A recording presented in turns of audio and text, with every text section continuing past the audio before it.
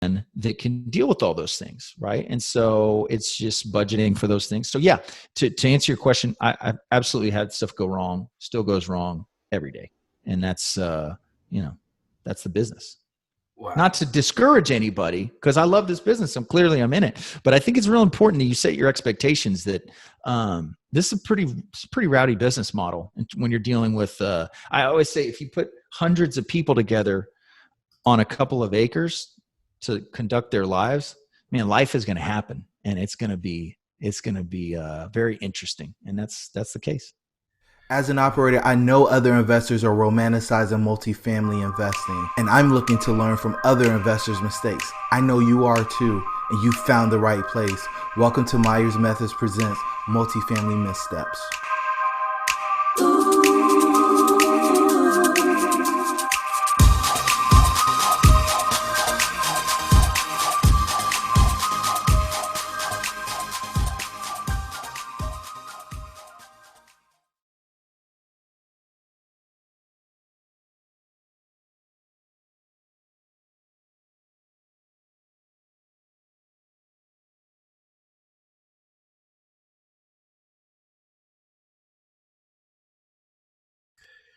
Hey everybody, and welcome to Myers Methods Presents Multifamily Missteps. I'm your host, Jerome. I've got the great pleasure of having Devin Elder with me today. How are things down in Texas?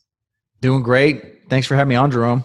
And I'm excited to have you on. You guys have been crushing it for the past few years, and I just got my tumbler from you yesterday from being on your show, so I'm really, really, really stoked to have you on. Will you do me a favor and let the listeners know how they can get in contact with you? Sure. The best way is on our website. That's DJETexas.com. That'd be the kind of the catch-all. We have lots of different stuff out there in the interwebs, but that's the easiest one. Perfect. All right. So now that we got the unimportant stuff out of the way, let's dive into these stories. So I didn't do you much justice with my introduction. Let's tell the listeners a little bit about your background and what you're currently working on. Yeah, sure. So my name is Devin Elder. I'm the founder and principal of a company called DJE Texas Management Group. We're based in San Antonio, and we're a vertically integrated multifamily firm, which means we do the capital component, and we're basically a private equity shop, but we also have the management company to run our properties. I started out grew up in San Antonio. I went to college. I got a job at one of the largest and best at the time employers in San Antonio, and I was really gung-ho about my corporate career. But the shine started to wear off. I spent about 10 years in corporate America, and not too far into that, started to get pretty disillusioned about the kind of lifestyle I was going to have. I could spend all day talking about that, but the short story is I decided that I wanted to be an entrepreneur. I searched around for the right vehicle. Real estate happened to be the right vehicle. And that's what I pursued. And I put all my heart and soul into it and all my pennies in my piggy bank and pushed all the chips on the table and went all in on real estate a number of years back. And so since then, we've flipped hundreds of houses. We've done developments. We've done, you name it, Airbnbs, rentals, but really most of what we do is multifamily. So we buy 100 to 300 unit apartment complexes, pretty much all in San Antonio. And we go make money for our investors and go put a lot of capital improvements into these communities and get them running like a top so that it's a win all the way around, right? It's a win for the residents in the community. It's a win for our investors, and it's a win for us as a firm, and we can continue to operate and grow. So that's kind of the condensed version of it, and that's what we do today. Wow. So I got to ask, how do you go from flipping hundreds of houses to, I guess you did development in between, to apartments? Why'd you make those pivots? Because everybody feels like they've got the creme de la creme when they're, depending on which one you're talking to. If you're talking to a house flipper, it's the best thing in the world. You talk to an apartment syndicator, it's the best thing in the world. Developer says the same thing. So you made those pivots. What drove you to make those pivots? Yeah, I'm real big on learning, I guess is a simple way to put it. And so if something, and I'm real big on doing new things to gain new competencies, right? So if something looks like it could work, I'm often inclined to try it out. and say, can we do this? And along the way, I'm going to learn a bunch of stuff. And then I either gain a new capability, which has happened a bunch, or gain insight into this isn't something I want to do again. And that's happened a bunch too. So I started out in houses because I didn't have any capital to start with. I started buying using the Burr method, which your listeners might be familiar with. You use a hard money lender at 3 points and 12% interest. Which people would consider, some people not in the business might consider loan shark money, but who else is going to give you 150 grand? So you get the money, then you go and do the renovations, and then you go to a regular bank at 4% interest and say, hey, refinance it out. And when I did my first one, I thought, oh my gosh, now I own a house. I didn't have much money to start with, but now I own a house that's cash flowing. I got real excited, and that's when I realized real estate was going to be my thing, and did a number of those. And then I said, okay, I can renovate these houses and pull it off. Let's try flipping them to get that big check quicker. And that's how I built up my capital base. Because multifamily, I was fortunate to know some guys early on that were doing big multifamily deals. And I saw the kind of money that it took, and I thought, that's where I want to end up, but I definitely can't start there. So I spent several years flipping houses, and the way I'd made the transition was I started getting into larger multifamily deals, and I just didn't have the time to do the houses. So I brought on a partner to run the operations basically for the house flipping business, so we keep it going. And now this year, as we're talking, Jerome, we're starting to wind that house flipping business down, which is great. I don't flipping houses is probably my least favorite real estate strategy. But along the way, some development opportunities came up, building some houses, building some townhomes. I think those are just kind of one-off deals. That's not a focus. In general, I don't like stuff that doesn't cash flow. It's just, I'm not saying I would never do it, but flipping a house, you're just writing checks, and you hope there's one check for you at the end that covers everything and leaves some profit for you.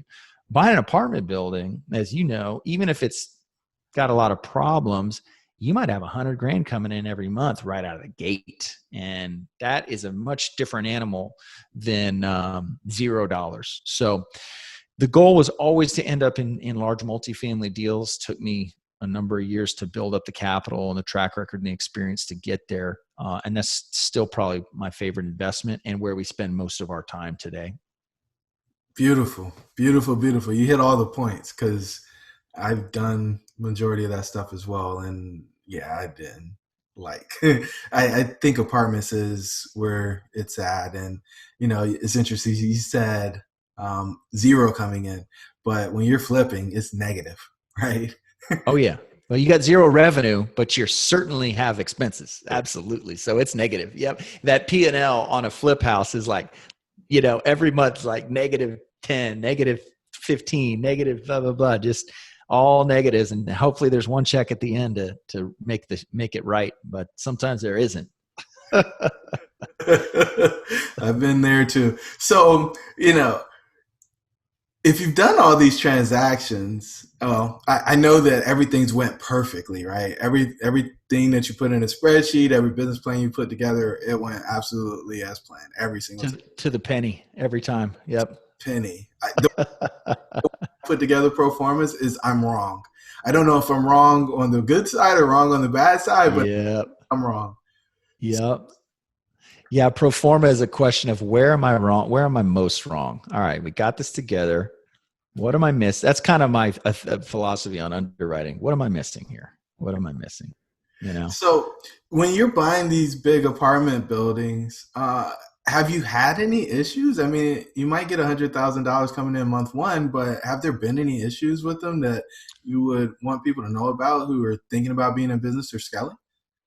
That's such a great question. And here's my approach to it. And I think this is my philosophy around this is the reason I'm able to function on a day-to-day basis and maybe even be successful. The default is problems and issues every day. And I think, that's the default mode, right? So I think that's an important approach for people to have going into this is it's going to go wrong every day, right? And if you come from that expectation, then we're only disappointed in life when our expectations are violated. If you know you're going to have a 3-hour flight, that's no fun sitting on a plane for 3 hours and da da da da da. But if you expected that, great, you're fine. If you thought it was going to be a 30-minute flight that turns into a 3-hour flight, you are upset. Your expectations were violated. So if you go into a multifamily deal and you expect, man, we're just going to do this and this and this, and everybody's going to pay on time. We're not going to have any staff turnover. We're not going to have any violence on our properties. We're not going to have a fire. We're not going to have a budget come in over. We're not going to have a contractor steal from us. None of that stuff's going to happen. Man, you are going to be in a world of disappointment because your expectations are going to be constantly violated. So my default assumption is somebody's going to try to steal from me. Somebody's going to not pay rent. Somebody's going to quit on site, right? And then when those things happen, you go, yep, well, I expected that. So it's figuring out how to put in a plan that can deal with all those things, right? And so it's just budgeting for those things. So yeah, to answer your question, I absolutely had stuff go wrong, still goes wrong every day. And that's, that's the business. Wow. Not to discourage anybody, because I love this business. I'm in it. But I think it's real important that you set your expectations that this is a pretty rowdy business model. And when you're dealing with, I always say, if you put hundreds of people together on a couple of acres to conduct their lives, man, life is going to happen, and it's going to be very interesting. And that's the case. Wow. So, do you have any examples of some stuff that went wrong? You said, well, somebody will quit on site, but I mean, do you have anything that's like specific that's going on in your business? Yeah, sure. I mean, we just, we started a management company this year, which has been awesome. I'm really excited about it. But, when we let a management company go off 2 of our properties, we found just outright theft in the financials when we really started to dig into it, right? And all sort of stuff being padded in there. So on one hand, and we found, all these vendors that hadn't been paid for months, right? That we didn't even know about, this backlog of invoices. So, that's one of those things like, well, that's why we fired that company. So we could take control and have much more granular control of the properties and not have that issue, right? So that's one example. Is 2 properties we had ton of backlog of invoices. We had some of those vendors put liens on the property, and now to get the bank draw, the bank saying, hey, there's this lien for $20,000 on this property, so we've got to pay for the lien to get the draw. So, that's an example. This week I wrote a check for $50,000 to one of our properties to float a lien we had to pay off, and to take care of some of that stuff so we can get our draw, and I'll pay myself back. But that's the kind of thing where I think if you're looking to invest with an operator, you want that operator to have some capital, because for our company to just float $50,000 to get this thing taken care of while we wait for our draw money, it's not a big deal. But I'll tell you, man, there's a lot of operators that's a problem, and they go back for a cash call or something terrible like that. And so I think that's important for passive investors to understand is there's a lot of dollars in this business, pro and con, right? There's a lot of money to be made, but guess what? There's a lot of money to be spent, and there's a lot of operating capital to float too. So it's stuff like that. That's just a kind of I don't say daily occurrence, but that's just the reality of running apartment complexes in my experience. I had a management company tell us once, I said, hey, what about this and this and this?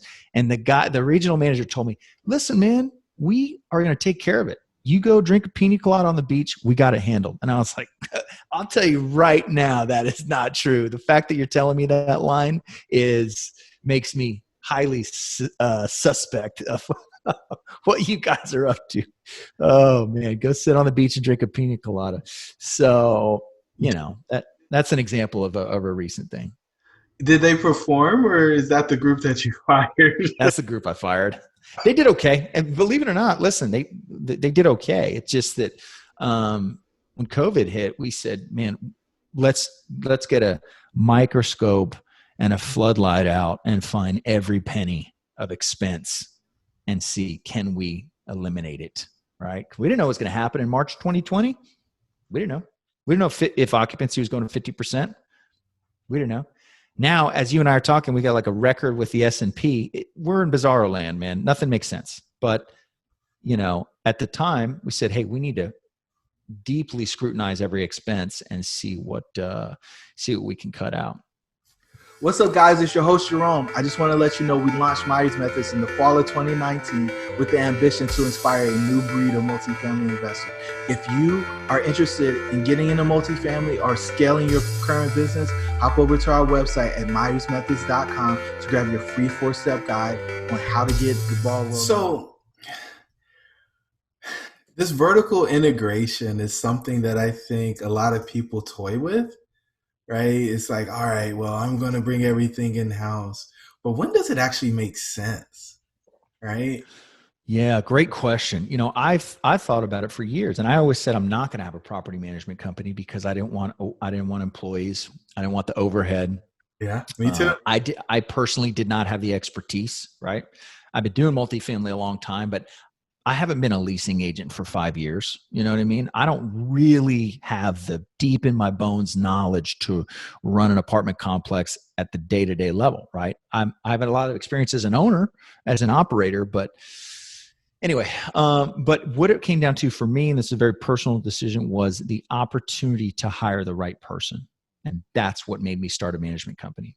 I had a relationship with somebody that was in the business, and turned out he changed, left his company. And I said, what are you going to do? He said, oh, I'm looking around at some different things. I said, how about you come run a management company for me? And we worked it out. And so it really started with the person. It didn't start with this idea to start a management company. It started with the right person. I just said, hey, I got to have this guy, right? And I didn't even know, man, maybe I can hire him as an asset manager or whatever. But I started just putting pen to paper and said, no, we could start a management company. And so that's what we did. And that was the genesis of it for me. And it was looking at all these fees that were going out, management fees, which you're never going to get rid of, right? I mean, we pay 3 to 4% of revenue to management companies. And you're never going to get rid of that line item, right? Or you're never going to drive that line item down to 2 or 1%. Like you'd be foolish to try to do it. So I started looking at the revenue on a handful of properties where we wanted to get rid of this one management company. And I said, well, look, that amount of revenue coming in, I think we could start a company. And so that was a risk on my part. I'm very entrepreneurial. I wrote the check to start the new company, float the new company, and said, hey, I'm okay if it doesn't turn a profit for the first year. I'm okay investing in this company. And it turned out to be the right move at the time. And it was in the middle of COVID too, right? It was a scary decision, but I think as entrepreneurs, scary decisions are like a daily thing, at least for me, they are. So yeah, without question. It's like, all right, sometimes I just close my eyes and push the button, right? That's right.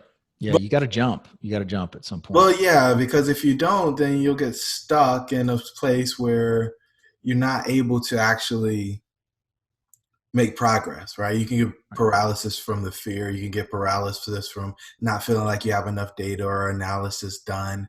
And that's, I mean, you just got to go and you got to follow your intuition.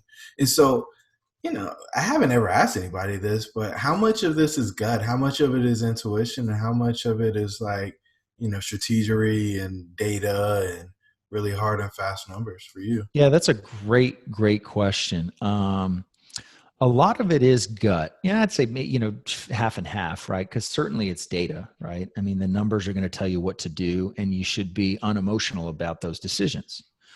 But I'll tell you, the reason I think I've been able to grow the company is because early on, I just decided that I was going to do a lot of stuff, a lot of activity, and some of it went great. Some of it didn't go great. I always say that I'm proud that we've always meet or beaten our investor return expectations. So I'm very proud about that. And I guard that track record above anything else. But personally, I've taken a lot of punches to the chin, right? So, and that doesn't necessarily mean lost money. I mean, it really only lost money on a handful of flip projects over the years. Most of them have done well. Flipping houses, though, just kind of, that's the game. I mean, it's a little more risky, I think, than a lot of other real estate approaches. But I think through having done all those single family transactions, I really started to get a feel for a lot of parts of the business. And I got to kind of exercise that intuition and put myself in a lot of situations over the years that as I started to scale up in properties, a situation would come up and I go, I've had this situation before. That happened to me a year and a half ago with this deal on this deal. And, there's this movie, The Italian Job with Mark, I forget his name. You know that movie? I love, I love, you know that movie? I love the bank heist. I love all of That's it. Yeah, so it's the bank heist, right? So the premise of the movie, they have those Mini Coopers. It's like an ad for Mini Coopers. This team goes and they do these small heists and and then at some point in the movie, Mark Wahlberg turns to this team and he goes, "This is just like The Italian Job. It's much bigger, but we've already done it." And that to me always stuck with me because I've said that to myself numerous times. Like, yeah, we're buying this $20 million building, but this is just like this other one we did. Yeah. It's like I've got the framework and the success on the smaller one to where I know we can do this on the big one. So I always say that to myself, like, this is just like The Italian Job. We've done this before. It's just bigger now. There's more zeros, but it's kind of the same thing. And so, that's hopefully an answer to your question. I don't know, maybe a little bit of a tangent. It's awesome. And it took me down another path because I was like, okay, so you were flipping these houses and you still continue to run that business, but how big was your first apartment? Like some people go hunt Moby Dick when they try to get in, right? They want to take down and then others kind of work their way into it. I call it getting tuned in the boat. What was your approach? Because you seem to be a little more rigored or structured in like stepping up. Yeah, it was 6 units that I bought by myself, me and the bank. And so I had a bank that had financed some of my single families. And frankly, the purchase price on this apartment, I think was $30K a door. So it was like 180 grand. That's like a house price. So for me, I was terrified at the time. I'm like, oh my gosh, I'm stepping into multifamily, but it was like the price of a house. So, and there was no investors. And that was real big for me because I didn't want investors, why would anybody give me money? I didn't have any track record. So that was it, man. 6 units. And I ran it myself. I was sitting out there on Saturday signing leases with people in a pretty, I say rough area. I never felt like feared for my life or anything, but it was a low rents, man. Rents were 5.25, which in San Antonio is at the time really low. And we were able to get them up to 6.25. That made the whole business plan, but it was me out there doing all the work. And then, so after I did that little 6 unit, I partnered with someone that had more experience, which I think is a really important stepping stone, on a 75 unit. That was a total war zone property. And after I'd done those 2 projects, I said, yeah, the next one I bought was 130 units on my own as the primary sponsor. And I say on my own, but look, I had 30 investors on that deal. As a multi-million-dollar capital raise. But at that point I was like, I'm ready for this. So what about those smaller deals got you to the place where it built your confidence and you said, I'm ready to do this? I think it's just all an internal mental game. I think because the mechanics of it are just not that hard. But the mental game is big. I think if I could have flipped a switch in my brain to say, just go do it. It's like, okay, the execution's not that hard, but the mental game was really big. It's kind of silly because I counsel people to go for a bigger deal for a lot of reasons. If you can get 100 units and get a third-party manager on there, you're not going to be signing leases on Saturday. But part of my approach when I committed to being an entrepreneur was I'm all in forever. And so that's it. There was no, I'm going to test this out. Like people that dabble, they are not successful, right? People that are obsessed become successful. And I was absolutely obsessed. I'll be down there on Saturday signing a lease. Yeah, this is my investment. I bought it and it needs to work because I'm going to point to this one when I go do my next one. So it has to work. And so, that's kind of my approach. So I had to just prove it to myself. And it's easy for me to say now, go bigger, man, go 100 units plus. But somebody's never done it. Like they may not be able to to understand that. There's this Napoleon Hill in Think and Grow Rich talks about this concept that anything that man can conceive and believe, he can achieve. So there's 3 steps, right? Conceive, believe, and achieve. And it's been my experience that the ends are pretty simple. Conceiving of the idea, I want to be worth $10 million. That's pretty easy. Achieving it, I don't want to say it's easy, but it's just a series of steps. The hard part is the believe part in the middle, right? You can come up with an idea, right? I want to build a rocket ship that goes to Mars. Okay, boom, you just came up with it, right? But the believing and convincing yourself that you can do it, that's the work in my experience. So I had to convince myself that I could take down this 130 unit deal or whatever. And that was, I just had to do it the slow, old-fashioned way of just building up to it. That's just how my brain works to be able to get there. I don't think you have to do that, but that's how I did it. I think it's logical, right? I think we build up to things. I don't think you just start flipping 100 houses a year. I think you flip one and then you build up to that. I think you got to get a system and processes and, like, again, get back to the right people. And that's the one thing that I don't think you can skip steps on is the work that it takes to build the network to be able to pull it off, right? Right. You had to have some track record to point to with those people that put money in the deal. Because if you said, hey, this is my first one, I'm going to go take down this 120 unit. How do we know you can do it, Devin? Oh, well, I listened to some books and I flipped some houses. Put the money. Like, it's just for a lot of people that doesn't work. And forget the individual investors. I think the banks are really, really particular about. Yeah, that's right. That's right. And I was kind of amazed a few years ago where nobody cares what you did in single family. When you get over to large multifamily, nobody cares. But if you did one other large multifamily, you're in the club, But you flipped 100 houses, nobody cares. And I was always like, but that was a lot of work, guys. Like, somebody give me some credit here. Nobody cares. Yeah, they didn't. And I thought it mattered what I did in corporate America too. Like, oh, I did this and I got this. Sure. I got this degree. I got this in the bank. Yeah. Well, have you done this project size with this business plan before? No, right. You're not qualified. That's it. 100%. That is it. Yeah. So the final question on this one is, what words of wisdom would you have for the listeners? There's a lot of stuff. I mean, it really depends what your end goal is, and for somebody listening, they are going to go out and become a real estate entrepreneur and make that their life's work. And if that's you, go all in. And I mean, all in, like, commit to it and leave yourself zero alternatives, but to make it a success, which is super terrifying, right?